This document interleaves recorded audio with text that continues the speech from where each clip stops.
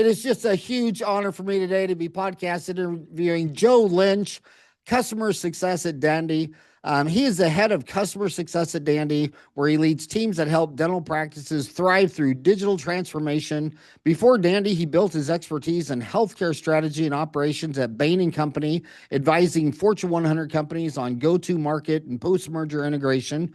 A graduate of the Naval Academy, wow, and Columbia Business School, Joe also served 7 years as the U.S. Navy Explosive Ordnance Disposal Officer, where he led special operations teams and defused bombs underwater and on land. That is crazy. Thank you for your service. Outside of work, he's the father of two girls, an avid squash player and runner, channeling the same energy and focus into parenting and sports as he does in his career. Um, Joe, this is an honor to have you on the deal. I can't believe you used to defuse bombs. Were you just a nerve wreck? Did it just trash your nerves, or what was that like? Well, one, thank you for having me today. It's a real honor to be on the show. Um, Look, diffusing bombs is it's just different. You spend a lot of time going through school. You work with incredible people, and really, at the end of the day, it does come down to systems. How do you think about a problem when it's presented in front of you, and ultimately, how do you take that problem, come up with a solution, work with your team, and deliver it through execution? But it's just like any other problem, maybe with higher stakes. Now, were you married at the time you were doing that? I was not married at the time that I was doing it, though I did meet my wife while I was doing it. My wife was also in the Navy, and we worked together in Vietnam. And I think for my friends who are still in, for my former teammates who are still in, it is definitely an additional layer of stress as you get married, have children, and build your career in that community. Man, that is wild. Most wives won't even let their husband have a motorcycle. Yeah. Well, I'll tell you, when I was in the Navy, I used to jump out of planes. I used to go diving pretty often, and when I got out, I wanted to keep skydiving, and my wife very logically, very rationally said, "Joe, you cannot do that." And I came with the statistics, the data. This is very safe, and she correctly, very correctly, and very rationally said, "You know what's safer than skydiving? Not skydiving." So I haven't been skydiving. I haven't been skydiving in 8 years.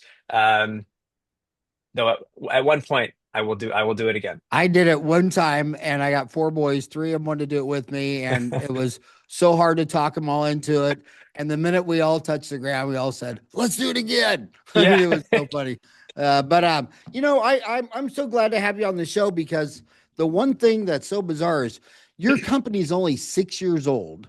Yeah, it's got this Yeah. huge, massive footprint in dentistry, this big name recognition. Yeah. And it's because you started out kind of like a tech company that happened to be in dentistry. I mean, when you started out, you were, what do you call it? A market maker, where you were Yeah, we basically start. you were taking the technological, the scanning the impressions, farming out the work.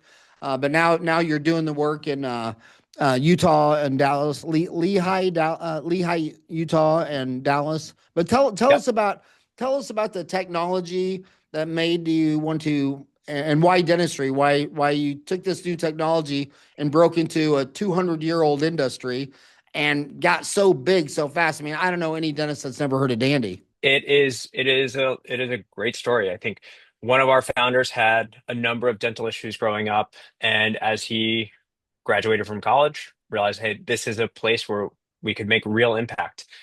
Started in an office, and I'm in an office right now, talking to dentists, understanding, hey, what are the real problems? What are the real pain points? And one of the areas that he really narrowed in on was the lab business. 200 years old, many manual workflows, many analog issues, problems on shipping, sort of a lot of problems all over the place. As a dentist worked with their lab to really make sure that the patient could get a great restoration. At the time, the hypothesis was, well, this could be digitized. We could take analog impressions, turn them into digital, and then take that digital file, send it to a lab that we vetted, that we knew had high quality, and that would be the business. Think about it like Uber replacing taxis. And what we learned as we started talking to customers, spending more time in offices, and really as we started to get bigger, was, well, there are some of those issues that exist in traditional analog labs actually just get bigger as you scale. The problems that persist and the ability to keep track of your orders, right?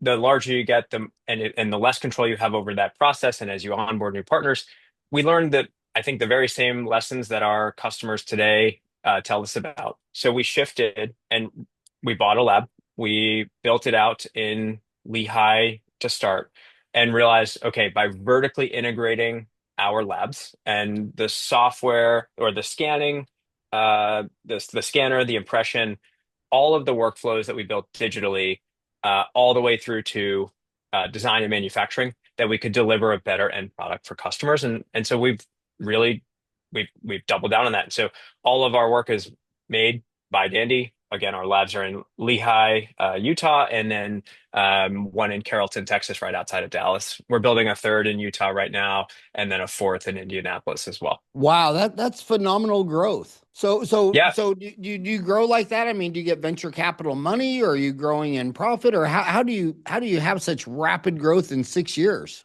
Well, I think it comes down to customer obsession, right?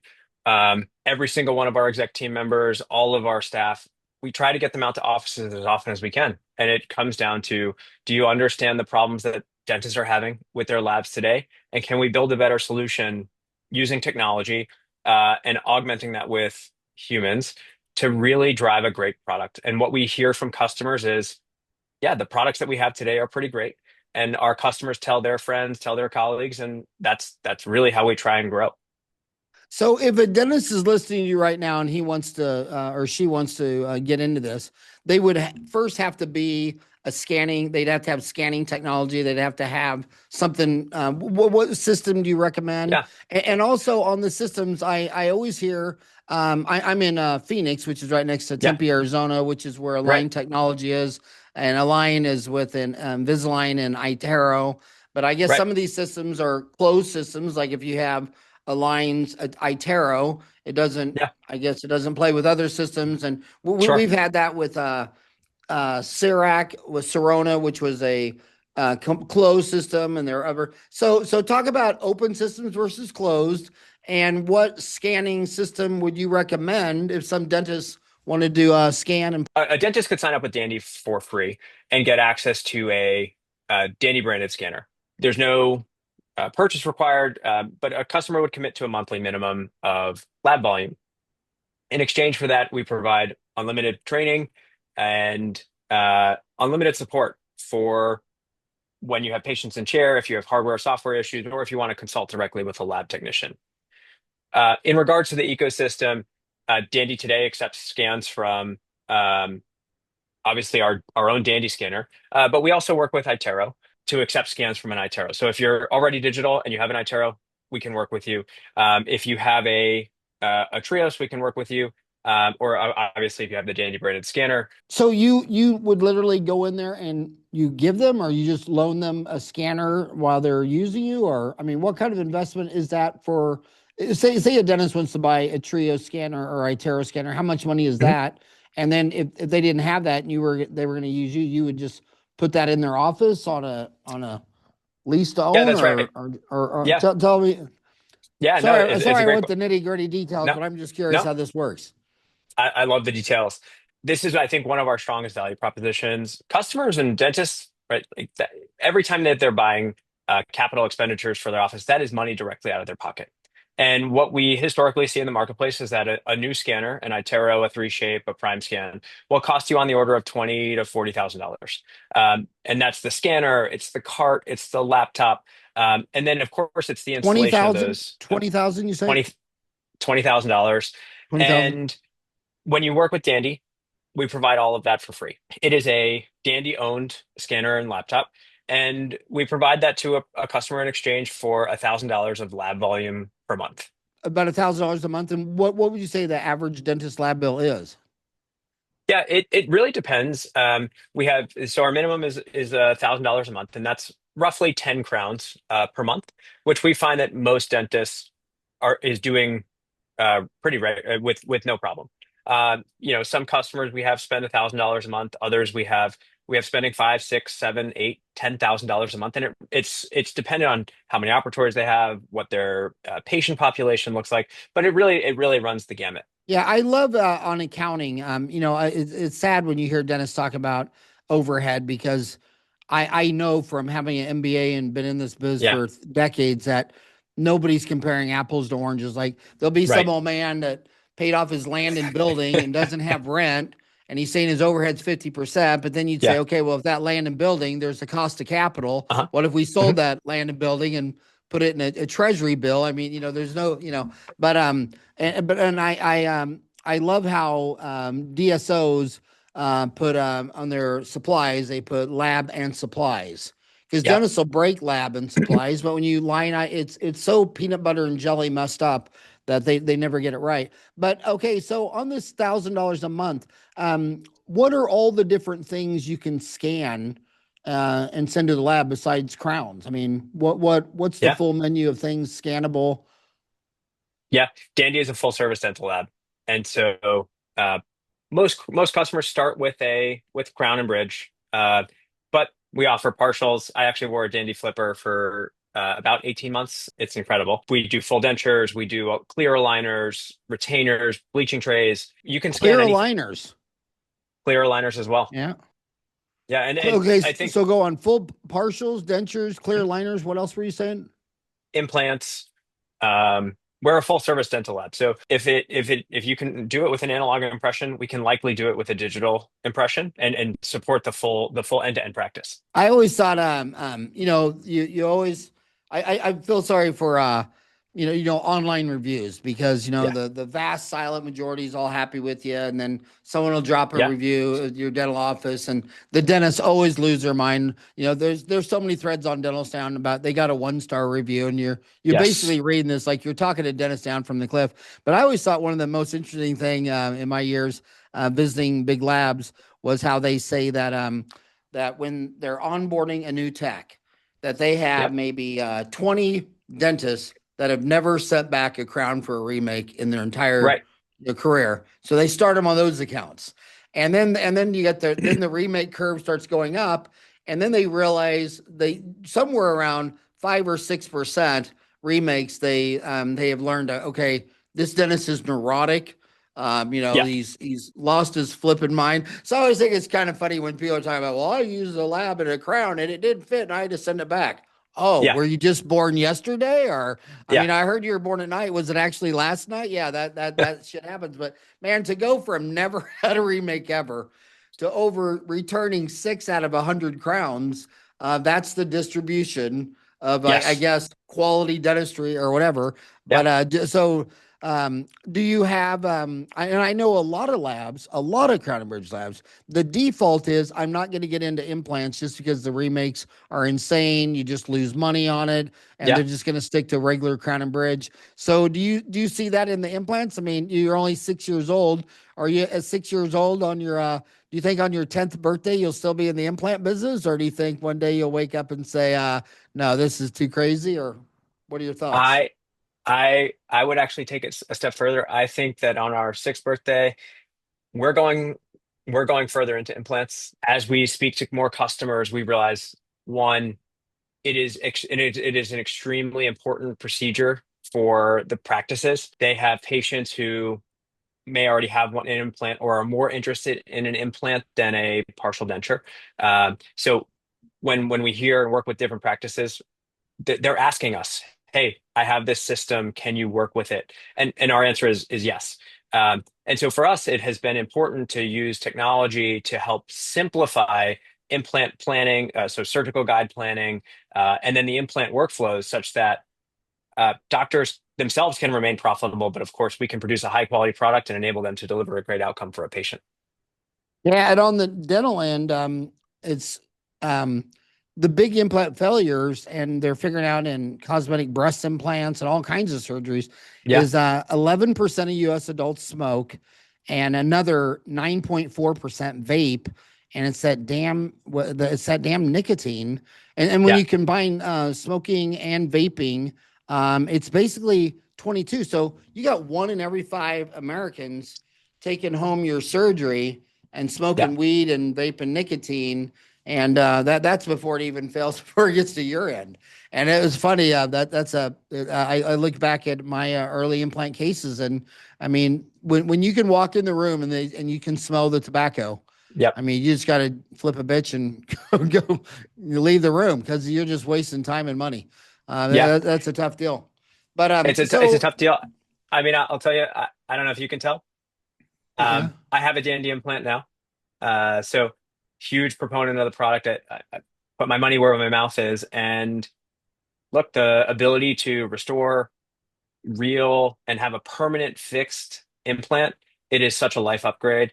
So, from our end, it is important to best support the patient, best support the doctor. And we do that by not walking away from it, but actually leaning into it and figuring out how to make it better over time.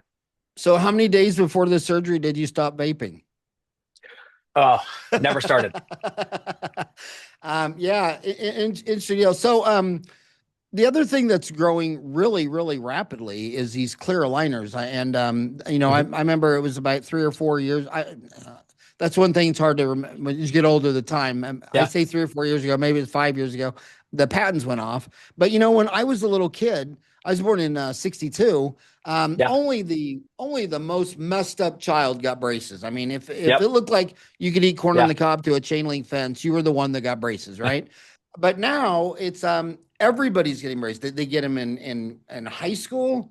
They get them in an adult. In Yep. their 40s, if they get divorced and they're going to be turned back Yeah. into the market, they get them again. But I mean, it's just common right now to see humans getting braces 3 times Yeah. in their lifetime. To me, it seems like I would think clear aligners would be growing faster and crown and bridge would be shrinking. I mean, do you see the aligner business taking over your crown and bridge business someday? Yeah. Well, a couple of things. One, I'm one of those patients. I did metals and I did wires and brackets when I was a kid. I never wore my retainer because why would I do that? And then I ended up getting clear aligners as an adult. Now diligently wear my aligner or my retainer at night. Um, the short answer is we see Crown and Bridge business still growing.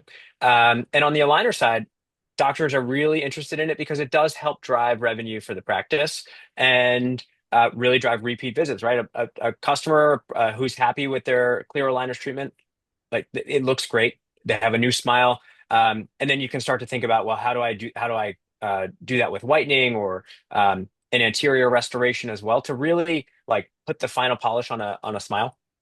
And so for us, doctors are repeatedly asking about, hey, how do I start on aligners when they join Dandy? And they start with Crown and Bridge, and then a few months later they'll ask, okay, I'm comfortable scanning. How do I do my first aligners case? And we'll walk them through training. We'll offer them CE credits as well, so that they can really start to understand, obviously, the dentistry around clear aligners, but also how they might think about presenting it and preparing it for their patients. So on the clear liners, what do you recommend if a young dentist with $500,000 of student loans wants to add another? You can't sell a product if it's not sitting on your shelf, and wants to add, adult class one molar, class one canine, two straightening. I mean, we're not talking about reading a Ceph and predicting what a 12-year-old is Yeah, going to look like when they're full grown, but yeah. adult class one ortho straightening up. Where would you recommend that they go learn that skill? Where do they train that? And Yeah. I'm going to recommend they learn it at Dandy. Um, we have a team of orthos and who will help us, who will help treatment plan. We have a training team that will train them on it free of charge. And as they place their first cases, they can lean on their lab technicians, Danny's lab technicians, to help them treatment plan, understand it, simulate what the design will look like, and get first class support as they embark on that aligners journey within their practice. that is amazing. So you can take a dental student graduate from Yeah, 0 to 100 on class one adult ortho aligner therapy. that's right. And And it also back in the day, you came in once a month because you paid your bills once a month. right. Now it seems like they're saying, well, forget the payment deal. We're gonna, how about you come in every 2 weeks? So instead of we can take a 2-year treatment to a 1-year treatment. I'm seeing a lot more Yeah. of that. Yeah, we're seeing, there's been a lot of research, right? many patients can now adjust their trays once every week, right? Versus the 2 week or 3 week treatments time that between trays that it used to be. And so, for patients, it's a lower commitment. They're not going to be in clear aligners for 2 or 3 years, and it makes it easier when the doctor can present a case like that. They can really understand how the smile will move, and the patient gets to visually see what the rendering will look like and what their final smile will look like. It's pretty amazing. So you've gone from the not just the 1 month to 2 weeks, but you're down to the 1 week. Yeah, so depends on the patient, obviously, but there are definitely cases where the trays can shift by you wear the tray for 1 week and then move forward from there. I still think the biggest thing that hit dentistry in the orthodontic space in my lifetime, I mean, yeah, obviously Invisalign, Yeah, but from the technology side of the view, that the clear aligner deal, they, but it was I think it was the Orthodontic Centers of America going public. I mean, that guy blew my mind. I mean, basically, Lazarus said, I mean, imagine you're going in to get your hair done. And the barber says to you, well, you come in every month to get your hair done. So I'm going to sell you a 2 year hair treatment and I'm going to need $1,000 down. And then I'll finance the other 2,000. And it's like, why are you financing a service? And Gasper Lazarus was like, okay, well, why are you financing ortho? I mean, what do you start him with? I mean, a Pano, $1, a Ceph, $1, study models, $1. Why do I need a third down, stress out mom that's in MBA school where you learned in yeah, Columbia? It's an yeah, economic barrier to entry. And this guy, OCA, I mean, they took Arizona by storm. They said, yeah, braces, $0 down. Nobody denied credit. $99 a month for 24 months, instant financing. Everyone's approved, and everybody just stormed there because the local orthodontist was financing this, saying, "Well, I need right, 2,000 down," and now it'd probably in real dollars it'd probably be maybe $199, whatever. But the deal is you can't finance a mani pedi getting your hair done or getting your teeth, nails, hair. I mean, yeah, you're financing a service. I mean, so I know so many dentists that put a billboard. They're in a small town of maybe 2,000, and they wouldn't put a billboard by the way. Braces, guaranteed instant credit approval, $0 down, $199 a month for 24 yeah, months. No one denied. There's even one right here on the way to Eloy, Arizona, and it's just like unbelievable. And these guys will start 10, 20, 30 a month. And it's like, yeah, yeah, Lazarus made it all the way to the New York Stock Exchange with that right. one thing. And Yeah, so, yeah. yeah, it's enabling customers to meet you. You're enabling yourself to meet customers where they are. And obviously you build a relationship, and that early money down becomes a long relationship, and of course you're collecting along the way. So now, does you say you have a Dandy brand? I'm going to hold your feet to the fire on this. You say you Yeah. have a Dandy branded scanner. Is that an Yes. open system or is that a closed system? It is a closed system. And you do that for just the simplicity, the quality control, or what? Why do you do it? What are the pros and cons of that? Yeah. Um, it really starts with the software, right? And so with the scanner, we take impressions, obviously. Um, but from there, software and our system allows us to layer on improvements in how an assistant or a hygienist or a doctor can take an impression. So um, starting with the time that a patient's in the chair getting scanned, a customer can directly talk to a lab technician to help them review their scan, right? Our average response time is 18 seconds. And, a lab tech will be visually, right, on camera in your office, looking at the quality of the impression, um, making sure that we have, clear images, no distortion. And that's available because we have the software on top of the scanner. From there, we have custom workflows. So we're really trying to make it simple for, we were talking about you getting set up on the Zoom earlier before, but really make it simple for anyone to come in, understand the workflow and the procedures to capture a great image and then order different restoratives. And that is built on top of our scanner. And then from there, because we have good inputs on the impression and the ordering workflow, it creates great outputs. So we can work across our design team and our manufacturing team to actually make sure that the end customer gets a good restoration. And that system is integrated. So the like top to bottom integration actually allows us to start with a great impression, get a great output, and the system is tightly coupled. And we found that over time, like that, we can make improvements to that. We can help to direct and guide doctors on, hey, we recognize that there's going to be an undercut here. We recommend that you go back and re-prep while the patient's still in the chair, instead of having the patient go home and then everyone's gotten a coping at some point. um, it's not an ideal outcome. And so by tightening and linking the scanner and the software, we can prevent some of those costly remakes or bring patients back for effectively just lost chair time. I love your website. It's meetdandy.com, MEET dandy, DANDY.com. But Yeah. one of the things I was thinking about on those scanners is I love the wireless scanners because with the X-ray, digital X-rays, which really has taken over dentistry by storm. In fact, I think dental radiology was one of the most fastest adopted things. I mean, the Röntgen Yeah. came out with the X-ray Right. machine, and that thing just rolled over coast to coast. Whereas something like CAD CAM, we're getting a CIRAC machine. I don't even think it broke the 13% mark. So Yep. when look at lasers, I mean, Right. look, digital Slower to X. adopt.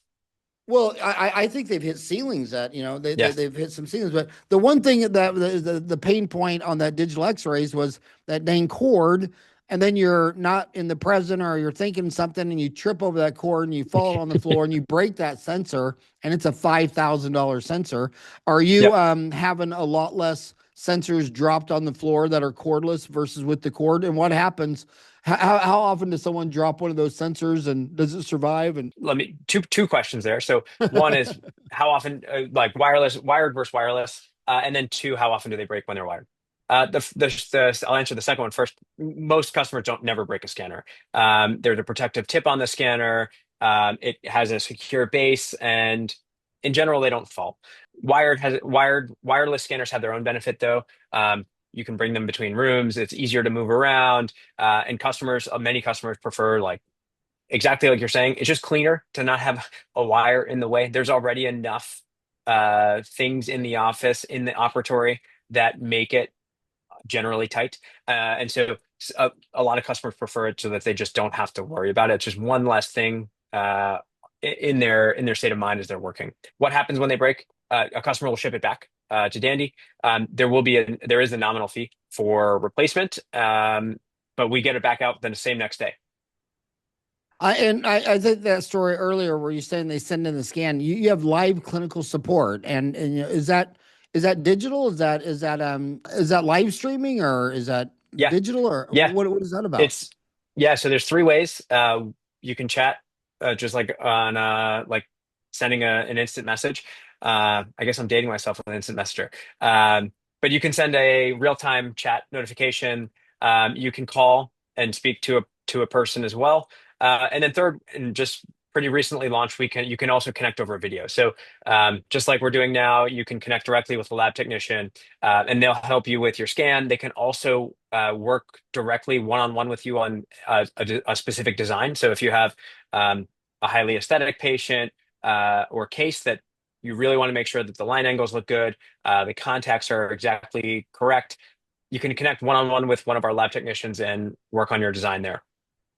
And I know that DSOs are a big scary buzzword for dentists. It Yeah. triggers a lot of dentists, just like AI actually triggers a lot. I can't believe how many dentists Yeah. on Dental Town are just triggered by anything AI. They just think doom and Yeah. gloom. But there's always been a bad guy. I mean, I got a dental school in '87, and it was capitation, HMO. It's always somebody. But right now, Yeah. the dentists seem really cranky. They're mad at the ADA. They're mad at Delta Dental. They're mad at DSOs. I mean, they're mad at their own hygienist. They're Yeah. they're just in a cranky mood. But I was wondering, what do you think dentists could learn, an individual solo dentist, instead of just throwing eggs at DSOs? What do you think they could learn? What have you learned in working with DSOs or large group practices versus individual small dentists? What lessons does that dentist sitting all by himself not really understand that he, Yeah. I mean, he would learn if he was in a 100 dentist group practice DSO or something?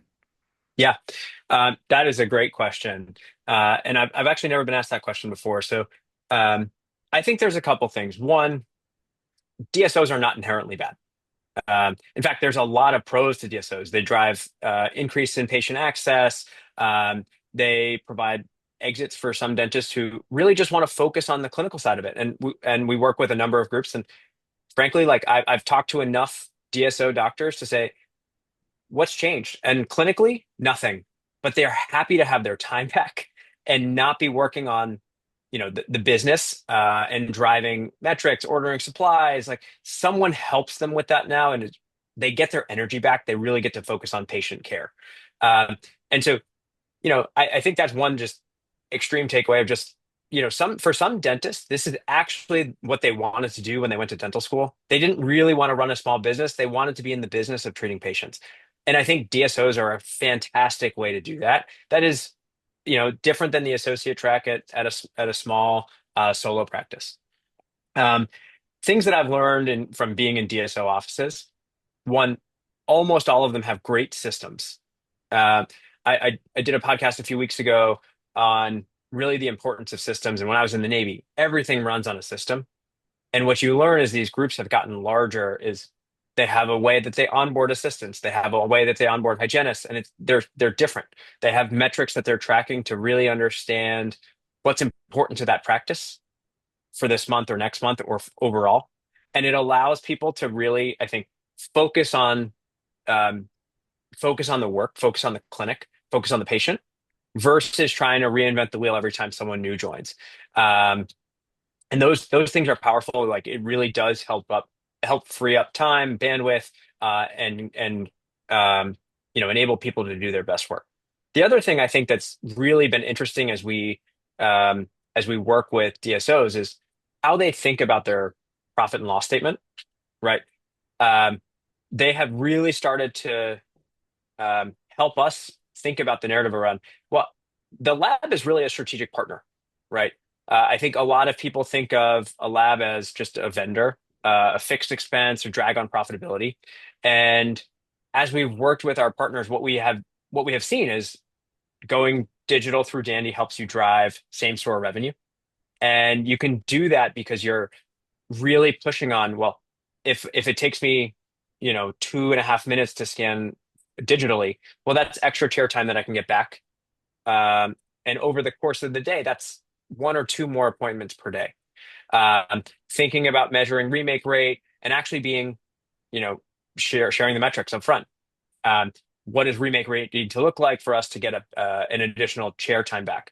Consolidating and collapsing denture appointments and really investing in training up front so that you can go digital with dentures. You can cut your appointment workflow from 5 or 6 appointments to 2 to 3. Um, DSOs have really, I think, really broken apart their profit and loss statement so that they can understand, well, what's going to drive same store growth, what's going to drive EBITDA. And I think for most dentists, that's ultimately the outcome that they're trying to drive at the end of the day. Is like dentists need to make money because that is their livelihood. And DSOs have done a great job. And I think all dentists, all businesses could really learn from some of the ways that they think about it as far as their economics. Right. And plus it just does nothing when you just lump something's all bad or all evil. I Yeah. mean, when these Yeah. dentists get in that mood, it's like, so you're telling me you're working in Heartland and Rick Workman's a dentist and he owns 1,800 dentists work for him, and there's nothing you could learn from this guy. I mean, Yeah. have you lost your mind? Yeah. And Yeah. the other thing about DSOs is that when you say DSO, they always think of like, Heartland, Aspen or Yeah. Pacific Dental Services. They don't realize that there's a couple thousand DSOs. But Yep. I actually think the sweet spot for most DSOs seems to be about 3 to 6 locations where Yeah. a dentist can sit there and say, I want to go from being a clinical dentist to a $1 million CEO or something like Yep. that. And they'll go into maybe a town of 25,000 and have one on north, south, east, west. And Yeah. they have one marketing deal, one billboard deal. They just literally own the town. And the other thing is liquidity. Like I know so many dentists that they built their office. They got it. They were too successful. They got up the three, four, Yeah. $5 million range. And if it wasn't for Rick Workman at Heartland, they had Yeah. no No liquidity. one can buy Like them. you're gonna Yeah. have, like you're gonna have some kid come out of dental school and buy a $5 million practice. Rick Yeah. was Not going to happen. liquidity for Right. so many people. So are you now? Are you actually a strategic partner with any DSOs now? And if you are with the DSO, are they mostly would there's like say there's a couple thousand? Is it more to that Yeah. 3 to 6 location, or the 600 to 1,000 location, or how's that looking? Yeah. We're working with a number of DSOs. I don't know the actual count. The last time that I checked, we're working with over 100 DSOs now. And we work, all sizes. 2 to 10 locations, all the way up to 400 to 500 locations.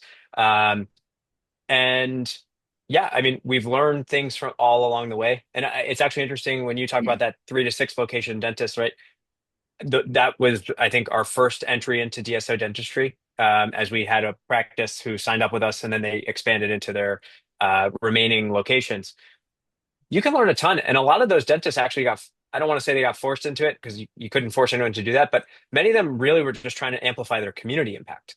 And that is a great way for them to amplify their community impact, obviously increase their bottom line. But at some point, to your point, they will want liquidity as they seek to retire or transition ultimate ownership. And I think at the end of that, corporate dentistry, Heartland, Aspen, Pacific Dental Group, they've been fantastic partners. DCA has been fantastic partners to enable owners to, find their next step, find their next journey. It was funny. I heard a young kid the other day, and he's saying, "Well, he's deciding between pre-dental or pre-med." He says, "I think I'm going to go to pre-dental because I think it'd be easier to set those business hours." And I said, "Yeah, if you're an employee, but if Yeah, you own a business, an entrepreneur, an entrepreneur. You got to you're realize on you're call on always. 24 hours, 7 days a week. You're thinking about your business all day, every day. In fact, I Yeah, retired. I sold my practice when I turned 60, and I just sat down and retired. But I didn't yeah, realize I'm just total entrepreneur. And I mean, man, when you don't have that business bone to chew on, yep, after about a year and a half, it's like, okay, this is driving me insane. yeah, You want to get back in the arena and play. So, if you're not born, I think you're born an entrepreneur or you're not. And yep, if you're not willing to eat, live, breathe, die, and sleep business, you have no business yep, owning a business, because you're not going to yeah, set your own hours and say, oh, it's 5 o'clock. I'm going to turn off my phones and all my employees will show up the next day and everything. No, no, no. It's crazy. So I think DSOs, but I do think a lot of problems with DSOs could be solved, that instead of being owned by private equity, if they'd spin them off in stocks so that these dentists could be owner operators. They could, mhm, say they get put 5% of their paycheck each month in buying company stock, and they would feel like an owner yeah, operator. So Orthodontic Centers of America, a couple had gone public in the past, but it didn't work out. yeah. That's what I called round one. But I hope round two, I hope some of these private equities spin off these DSOs and let them go to publicly traded markets so that dentists can feel like they're, being an owner operator. Do you think that's in the future cards? You know, I don't know. I don't know how to read the tea leaves yet, though.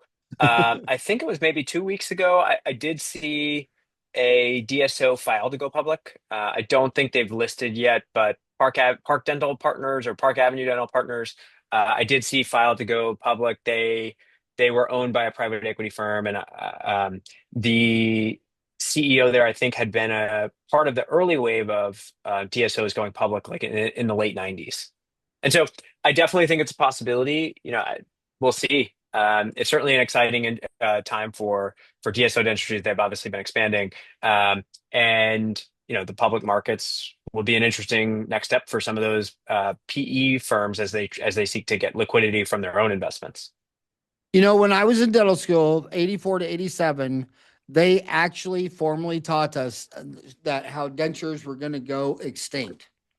I Really? mean, we were going to come up on a day, and a Yeah. lot of dentists, they kind of believed it, and they didn't get into it.